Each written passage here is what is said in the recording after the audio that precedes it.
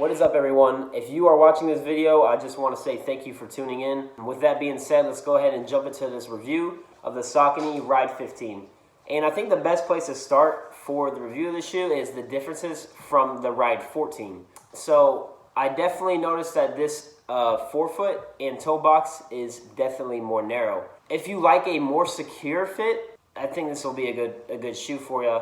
But it's just not going to be as wide as that previous version, because I know a lot of people, they liked that Ride 14 just because of the width, and it fit a lot of people good because of that width. But I think the shoe has overall completely changed from that 14. So definitely got a more narrow toe box, and also the instep height is going to be a little more shallow. So the upper of the shoe, it just sits lower. Not only is it more secure on your forefoot, it's more secure on top of your foot. For people that have a pretty narrow, skinny foot like me, this shoe is going to fit pretty great.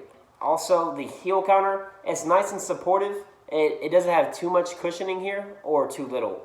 So I definitely like that. It's nice and secure, but it's not too much cushion where it's adding extra weight to the shoe. The next thing to talk about is the midsole of the shoe. So from the Ride 14 to the Ride 15, they still are using their Power Run midsole, but now they've made it a little bit lighter, a little bit softer. So when you're hitting the ground, this is going to take that impact a little bit better compared to the Ride 14. I like the durometer of the shoe. It's not too firm and it's not too soft. So I really enjoy this. And especially if you're going to hit the gym and then you're going to go hit a run, it's going to take a pounding. It's going to, it's going to be pretty durable. The shoe has an 8mm heel to toe drop, so nothing too high, nothing too low. Your heel's going to feel supported in this. The upper is constructed of this lightweight breathable mesh. It's very comfortable. If it's hot on a summer day, you're really going to feel that air venting through.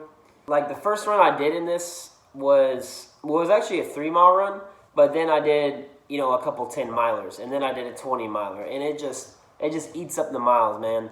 It's just like a shoe that you can always throw on and know that you have a quality shoe on your foot without being too specific of what you're doing, because I can pick up the tempo in the shoe.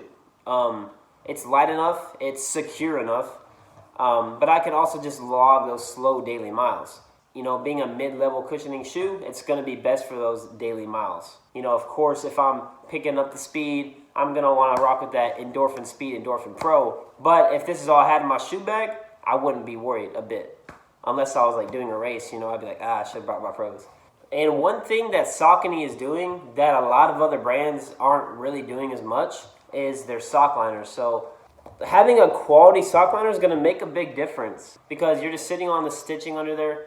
And with Saucony, this is a Power Run Plus sock liner, and it's thick. If you compare this to a different sock liner, this thing is just, okay, look, I have a Brooks Ghost on my foot. Let's see how this sock liner looks compared to it. Look at the differences here. It's hard to tell. This one's just thicker. It's bouncy. It's the same foam as the Saucony Triumph. Let me see. This sock liner is made out of the same foam as on this shoe. So obviously it's going to have a little bit more quality to it. This one is just your average sock liner. Nothing special about it.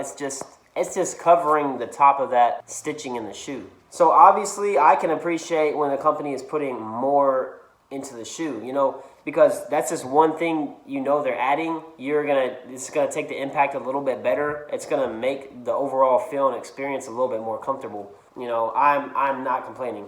The shoe is quite flexible, so when you're out there running, it's not going to force you to run in a particular way. It's really going to go along with your natural foot strike. So for this shoe's purpose, being a more daily trainer, daily mileage shoe, I'm really liking it. It's supportive. The cushioning is on point. They're putting extra work into their sock liners. And this shoe is $140, and you're going to get a good lifetime of the shoe for sure. Mileage durability, I would say, I could easily see myself getting 450 miles on this, and I'm sure you can go way past that. But that's when, the shoe is definitely going to start wearing down a little bit more, and when it's probably safe to replace your shoes. But I would say at least 450 for me personally. If you're a heavy set person, it's going to wear down a little bit quicker. You really got to go off the feel of the shoe as well. So from a 1 to 10, I give this shoe an 8.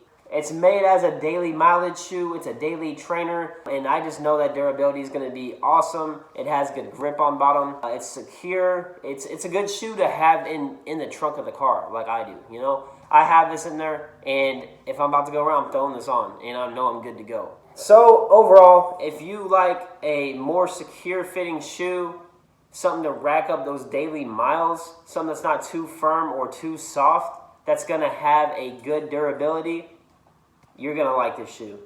And that is the Saucony Ride 15. Thank you all for watching. If you've tried the Ride 15 and you have any comments, make sure you leave them down below. I'd like to see what y'all are thinking about the shoe as well. Thank you so much to Chris from Saucony, aka I Run for Tacos. Make sure you guys give him a follow right here. He lets me try out a lot of the Saucony products, and I'm just really blessed to have him as a friend. But yeah, his Instagram always has updates on Saucony, events out here in Austin, Texas that you can show up to. Feel free to come and run with us. We run with the Morning Joes. I do social runs with Fleet Feet. So if y'all ever want to see any info on that, you can always leave a comment and I'll just let you know. But yeah, that's the Saucony Ride 15, and we out.